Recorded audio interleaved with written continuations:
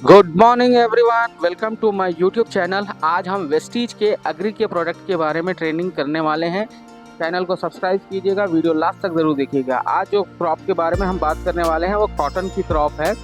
ये one of the most cash crop मानी जाती है हिंदुस्तान के अंदर और ये बहुत सारे लोगों को डायरेक्टली रोज़गार फराहम करती है। 6 मिलियन से ज़्यादा फार्मर्स इस पे डिपेंडेंट है। मेजर ग्रोइंग स्टेट में गुजरात, महाराष्ट्र, एमपी, हरियाणा, राजस्थान, तेलंगाना, आंध्र प्रदेश, तमिलनाडु, कर्नाटका है। 65% रेनफीड एरिया इन स्टेट्स में है और ये रेनफीड क्रॉप होने की वजह से ये खरीफ की सीज़न में लगाया जाता है और इसको मैच्योर होने के लिए लगभग 7 महीने का वक्त लगता है और इसमें बहुत सारे इसको बीमारियां अटैक करते हैं क्योंकि लंबी लॉन्ग टर्म चलने वाली क्रॉप है, इसलिए इसमें बहुत सारे डिजीजेस आते हैं। इसके लिए चाहिए कि हम शुरुआत से ही अगर इसका अच्छे से पोषण कर लें, अच्छे से उसको देखभाल कर लें तो फ्यूचर में उसको कोई बीमारी उसको अटैक नहीं कर सकती है। इसीलिए हमें स्टार्टिंग से ही हमारे प्रोडक्ट का इस्तेमाल करवाने के लिए किसानों को बताना चाहिए। इससे क्या होगा कि अगर हमारी क्रॉप शुरुआत से स्टार्टिंग से जर्मिनेशन के टाइम से ही हेल्दी क्रॉप रहेगी तो उसमें किसान को खर्चा कम आएगा। तो उसके लिए हम सबसे पहले क्या करना चाहिए, सबसे पहले हम बेसल एप्लीकेशन यानी कि स्टेप वन में जो हम प्रोडक्ट इस्तेमाल करेंगे वो है एग्री ह्यूमिक ग्रैन्युअल, प्रोटेक्ट और एग्री 82। साथ में हम एक्वाजेल भी ऐड कर दें तो बहुत बढ़िया रहेगा। इसकी मकदार रहेगी ह्यूमिक ग्रैन्युअल की 5 किलो, प्रोटेक्ट की 400 ग्राम, 250 से 400 ग्राम और एग्री 82 150 ml। अगर एक्वाजेल हम यूज़ कर रहे हैं तो ये 1 किलो रहेगा 1 एकड़ के लिए। ये जो डोज है 1 एकड़ के लिए। इसके इस्तेमाल से ये होगा कि जो ज़मीन है, सॉइल है, वो बुरबुरी होगी और प्रोटेक्ट की वजह से ज़मीन में ऑन द बर्थ टाइम के जो भी प्रॉब्लम होने वाली है, जो भी बीमारी आने वाली है वो नहीं आएगी। एग्री 82 वेक्टर और स्प्रेडर का काम करेगा। ये हम जब सॉइल एप्लीकेशन यानी कि सॉइल प्रिपरेशन जब चलता है, बेसल प्रिपरेशन, उस टाइम पे हम इसमें इस्तेमाल करने यानी कि बोने से पहले, फसल को बोने से पहले इसका हम ये प्रोडक्ट का इस्तेमाल करें।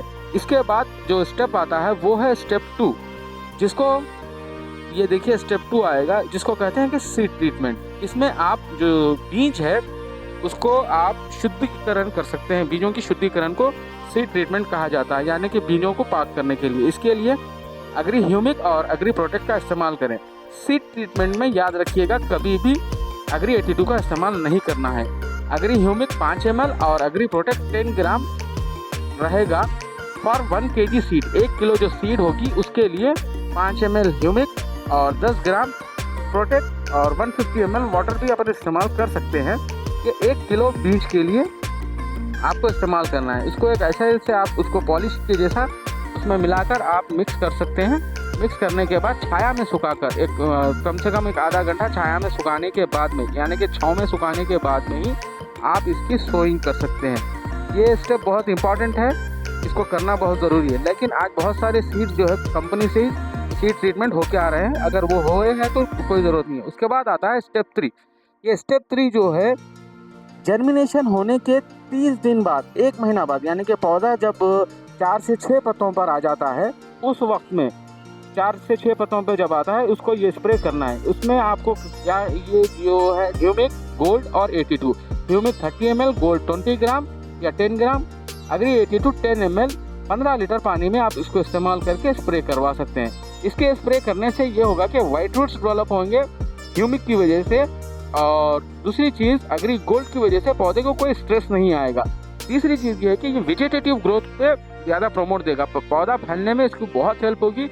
वाइट रूट्स डेवलप होने के कारण उसको ज़्यादा से ज़्यादा न्यूट्रिशन ज़मीन से प्राप्त होंगे और पौधे अच्छे से सेहतमंदी के साथ में फैलेगा और अच्छी हाइट उसकी ग्रोथ होगी। हाइट ग्रोथ होने के बाद, क्योंकि इसमें कॉटन क्रॉप में हाइट और विड्थ यानी कि पौधा अच्छे से वेजिटेटिव ग्रोथ होगी तो ही उसके लिए प्रॉफिटेबल रहेगा, क्योंकि जितने ज़्यादा डालियाँ रहेंगी उतने ज़्यादा फ्लावर्स आएंगे। उसके बाद आता है स्टेप 4। इसमें आपको एग्री नैनोटेक, एग्री मॉस और एग्री 82 का इस्तेमाल करना है। ये जर्मिनेशन के 50 से 60 दिन बाद, यानी कि जर्मिनेशन हुए से 2 महीने के अंदर अंदर आपको ये स्प्रे करना है। Agri nanotech 20 gram, agri moss 20 ml, agri 82 10 ml।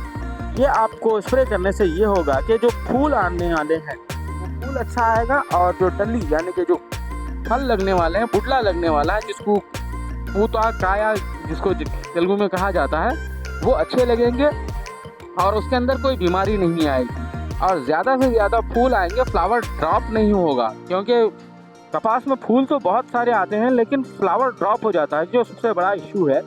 ये अगर आप स्प्रे करने से फ्लावर ड्रॉपिंग का जो चैलेंज है किसान का, वो ख़त्म हो जाएगा। और दूसरी चीज़ ये है कि नैनोटेक की वजह से माइक्रो न्यूट्रिशंस उसको मिलेंगे और पौधे को कोई स्ट्रेस नहीं होगा और जो फूल आया है वो फल में कन्वर्ट होने में नैनोटेक उसकी हेल्प करेगा। तो ये स्टेप बहुत इंपॉर्टेंट है कपास के लिए, इसको स्किप नहीं करना है। उसके बाद आता है स्टेप 5, उसको ही अगेन हमको रिपीट करना है। स्टेप 4 अपन इस्तेमाल करें 20 डेज़ के बाद, यानी कि मान लीजिए आपने 10 तारीख को स्टेप 4 किया था, तो स्टेप 5 जो है ना, आप उसके 20 दिन बाद यानी कि फिर 30 तारीख को आपको ये स्प्रे को रिपीट करना है। उससे ये होगा कि ज़्यादा से ज़्यादा फ्लावर आएंगे और ज़्यादा से ज़्यादा फूल फल में कन्वर्ट होगा। क्योंकि कपास जितने ज़्यादा फूल आएंगे और जितने ज़्यादा फल होंगे उसकी उतनी ज़्यादा फसल होगी। और इस स्टेप को आप रिपीट करते रहना है। आप इसमें दूसरी चीज़ ये है कि कपास में आप अग्री 82 दूसरी जो वो अन्य दवाइयाँ जो कीड़े वगैरह की इस्तेमाल करते हैं, उसमें भी अग्री 82 का आप ज़रूर इसमें इस्तेमाल करवाना है। और साथ ही साथ ये जो चीज़ें हैं अग्री नाइनोटेक, अग्री मॉस और अग्री 82, इसका स्प्रे हम हर 20 दिन के अंदर बार बार के हम इसको इस्तेमाल कर सकते हैं। ये आपकी फसल के लिए, किसान के लिए बहुत ज़्यादा मोस्ट हेल्पफुल रहेगा। और उनको बताना कि किसान को आप ये बता सकते हैं कि आप इससे अच्छा आपको ये होगा। यही स्प्रे आपको कंटिन्यू करते रहना है। आप जैसा ऐसा यानी के बाद क्या होता है, फर्स्ट टाइम आप तो उसकी जर्मिनेशन यानी कि वो रिपिंग हो जाती है, वो फसल तोड़ लेते हैं, चुनवा लेते हैं कपास। उसके बाद दूसरे बुटले खुलने के लिए भी इसको टाइम देना पड़ता है। आप फर्स्ट रिपिंग के बाद भी जो है ना, फिर स्टेप 6 भी आप करवा सकते हैं। हर 20 दिन के इंटरवल से ये कपास में आप इस्तेमाल करवाइएगा। किसान को बहुत ज़्यादा फ़ायदा होगा और आपको भी बहुत अच्छा लगेगा कि किसान को आपने इतना फ़ायदा पहुंचाया है। विद दिस, इसी के साथ हमारा यहाँ प्रेजेंटेशन ख़त्म हुआ है। आप अगर चैनल पर नए हैं तो सब्सक्राइब कीजिएगा, लाइक कीजिएगा, शेयर कीजिएगा।